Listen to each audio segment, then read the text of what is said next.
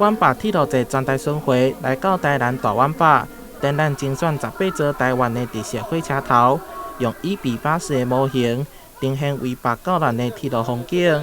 有彰化扇形车库、冈山旧火车站，以及只伫咧台南展出的屏东糖铁5分车街景。透过作品，带领大家回到台湾70年代的铁路发展。这次呢，我做的所有的模型场景呢，里面包含了许多的人文的故事。我除了用最先进的3D 列印的科技之外呢，其余的部分都是用纸张，还有保丽龙，所有的东西呢，我都希望就是用记忆来制作这些东西，然后用我们的经历的岁月来上色。台湾铁路有超过8段的历史，是大家熟悉的交通工具。铁道背后有侪侪历史发展甲故事。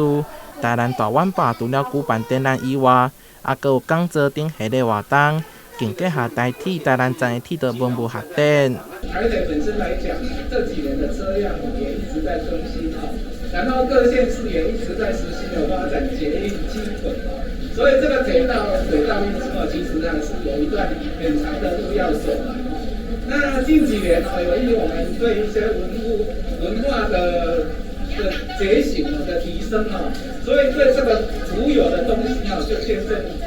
要有保存的观念展览现场的布置也充满卡斯，带领民众行入铁路记忆。湾坝铁路节为今仔日开始展出到8月21号，铁路迷千万唔通错过。台南新闻顺怀采访报道。